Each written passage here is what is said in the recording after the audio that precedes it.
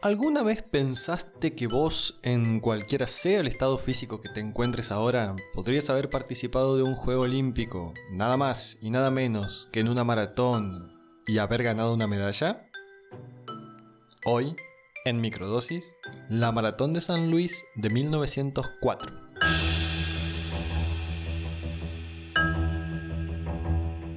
...30 de agosto de 1904... San Luis, Missouri, a orillas del Mississippi. El calor es agobiante, la humedad es opresiva y la pista sin pavimentar desprende nubes de polvo con cada paso que dan los competidores. Tras la línea de meta, un hombre triunfador es llevado en andas en medio de los vítores del estadio y la hija de Roosevelt, encargada de coronar al ganador, se acerca a él con la medalla de oro dispuesta a colgársela del cuello. En ese momento, alguien desde la multitud pide a los gritos que le presten atención. Algo ha pasado. Pero, ¿qué es lo que sucedió?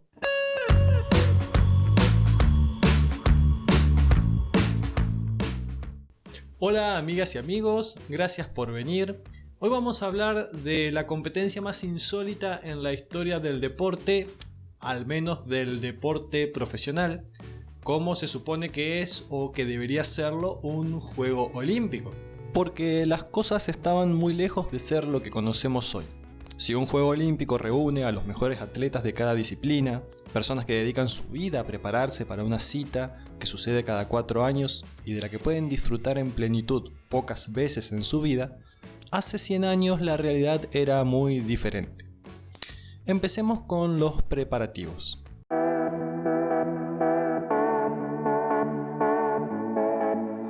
Los Juegos Olímpicos de 1904 eran los primeros que se celebrarían en Estados Unidos.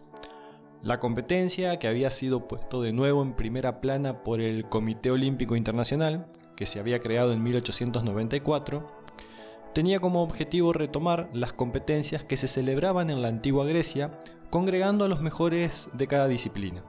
Fue precisamente Atenas, en 1896, la primera sede de esta reanudación de dichos Juegos.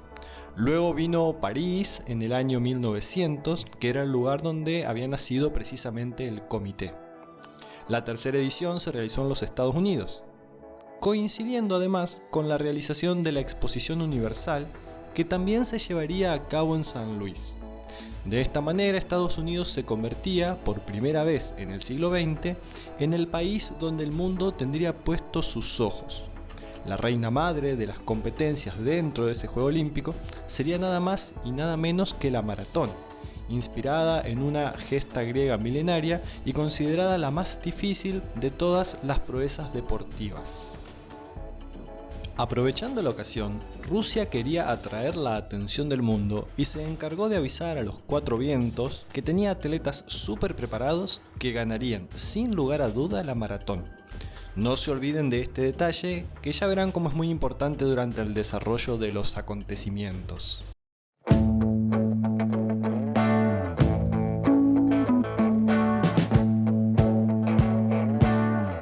Llega finalmente el día tan esperado, 30 de agosto de 1904.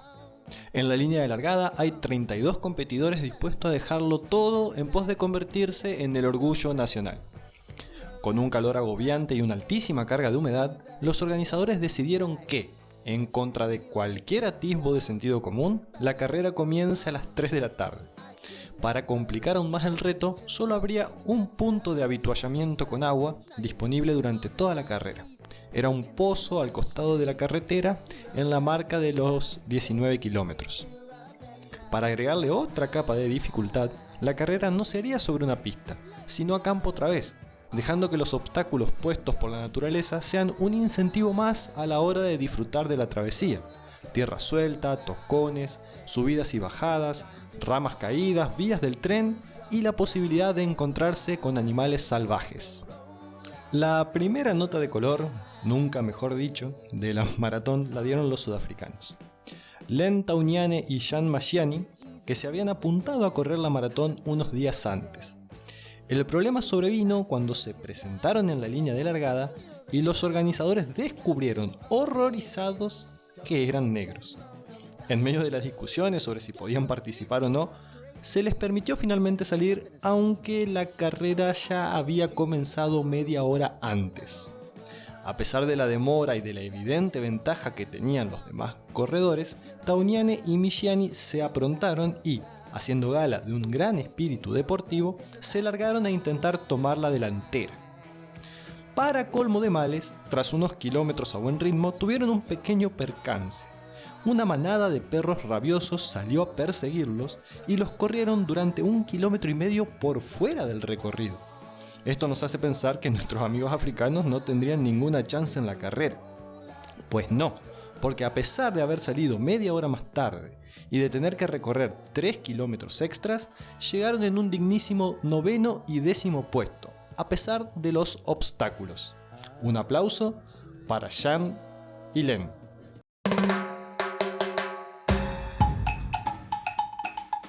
El siguiente de los corredores que merece nuestra atención es Félix Andarín Carvajal, un cartero cubano cuya profesión parecía haber estado marcada por su nombre. También se apuntó a la carrera sin más preparación que la de su trabajo cotidiano, que consistía en caminar kilómetros y kilómetros cada día repartiendo la correspondencia. Aún así, se había propuesto ganar la maratón, aprovechando que por primera vez tendría los Juegos Olímpicos relativamente cerca de su Cuba natal. Como primera medida, se tomó un barco hasta Nueva Orleans, pero como los medios de transporte de aquella época no estaban tan aceitados como hoy, Andarín tuvo que pasar unos días en Nueva Orleans. Allí, en lugar de entrenar más duro para tener alguna chance frente a competidores profesionales, se dedicó a apostar en un burdel cercano, con la trágica consecuencia de que perdió no solo todo su dinero, sino también su ropa, incluyendo el único par de calzado deportivo que había llevado. Para poder llegar hasta San Luis tuvo que hacer autostop, llegando el día de la maratón, pasado el mediodía, casi sobre la hora de salida. Como dato extra, además, no olvidemos que, como había perdido su ropa deportiva, se presentó en la línea de meta de traje, pantalón de vestir y zapatos. La solución que encontró fue dejar tirada la chaqueta del traje, recortó los pantalones a la altura de la rodilla y se lanzó a la carrera. Andarín, que llevaba más de un día en la ruta sin comer, se encontró con unas frutas tiradas en el patio frontal de una de las casonas por las que pasaba el recorrido. Eligió entre ellas la que le pareció menos podrida y se la comió sin pensar más, ya que estaba a punto de desfallecer. Y sí, amigos, el resultado es el esperado. Cólicos, diarreas y la imperiosa necesidad de descansar un rato por la fatiga que todo ello le había ocasionado. ¿Cómo termina la historia de nuestro querido cubano? Pues nada mal. Horas más tarde llegó finalmente a cruzar la línea de meta en la 4ª posición. Nada mal. Como en todo evento deportivo que se precie, ya en ese entonces las apuestas estaban a la hora del día. El favorito para ganar la maratón era William García, oriundo de California y marcado por la prensa del momento como el gran ganador, el hombre que dejaría a Estados Unidos en la cima de la competencia. Pero, lejos de cumplir con las expectativas, William cayó desplomado en el kilómetro 19. Había tragado mucho polvo de los caminos rurales que los coches guías iban levantando, al punto de sufrir una hemorragia estomacal casi fatal. Suceso del cual se tuvo noticias recién una vez entrada la noche, cuando un transeúnte que pasaba lo encontró tirado en medio del campo. William García, descalificado.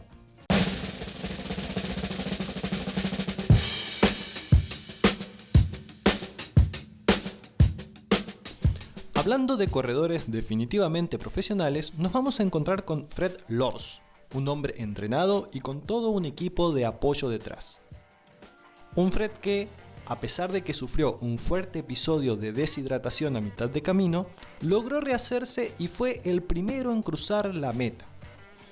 Al entrar al estadio donde estaba la línea de llegada, el público comenzó a aplaudir frenéticamente. La hija del presidente Roosevelt, encargada de las medallas, se acercó a él con la presea dorada y todo era una fiesta. Pero, como no podía ser de otra manera en la historia de hoy, una de las personas que había acompañado la carrera se acercó al escenario, exclamando a los gritos que Fred había hecho trampa. Según esta persona, Fred se había subido a un automóvil para adelantarse a los demás corredores. Fred, lejos de negar la acusación, dijo, entre medio de risas, que aquello había sido una especie de broma y que solo se subió al auto mientras se recuperaba de la deshidratación. Según él, no era lógico que, por el simple hecho de haberse deshidratado durante la carrera, perdiese la posición que iba ocupando. Por supuesto, al enterarse los organizadores de esta historia que el mismísimo Fred lo reconozca, fue descalificado. La medalla dorada, por ahora, sigue vacante.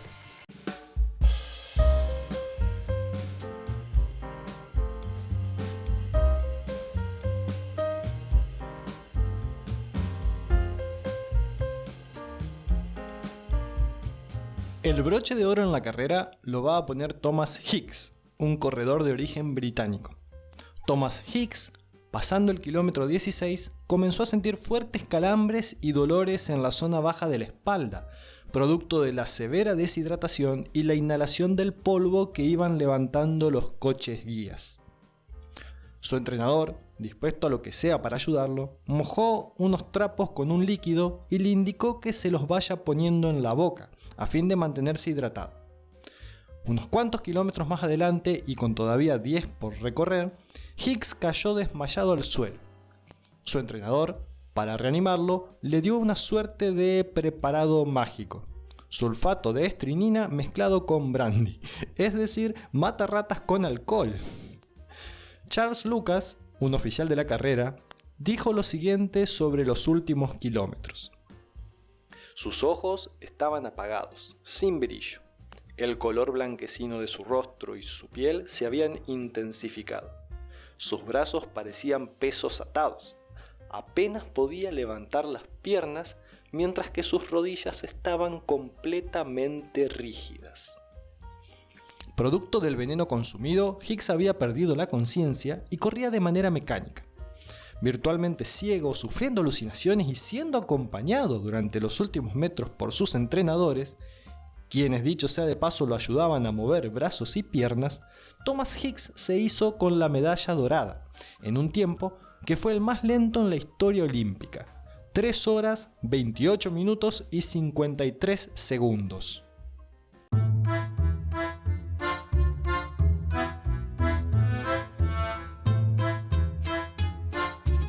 Pero amigos, la historia todavía no está terminada, porque ¿recuerdan que al principio les conté sobre unos participantes que aseguraban que se iban a llevar la victoria? Yo me imagino que a esta altura se estarán preguntando, ¿qué pasó con los rusos? Efectivamente, los rusos se presentaron en San Luis el 30 de agosto de 1904 con 2 corredores bien entrenados, listos para llevarse la victoria. Se notaba a leguas que su preparación era mejor que la de cualquiera de los otros participantes. El problema es que en esa época el Imperio ruso todavía seguía utilizando el calendario juliano, a diferencia del calendario gregoriano que utilizaba el resto del mundo, por lo cual los rusos se presentaron a la carrera 2 semanas después de que la carrera había terminado.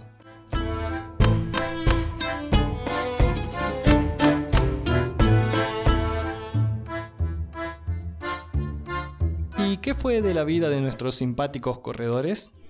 Lors, quien se había encaramado fraudulentamente a la victoria en San Luis, fue suspendido de por vida por su conducta antideportiva.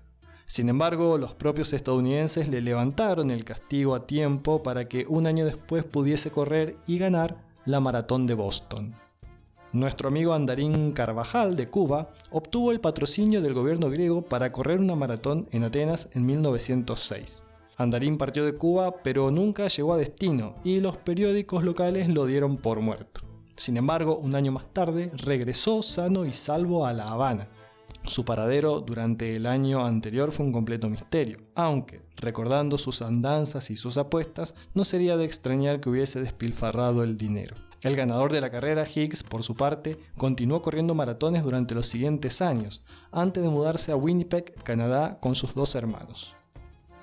Pero ninguno de estos corredores volvería a experimentar una prueba tan absurdamente extraña como el Maratón Olímpico de San Luis de 1904.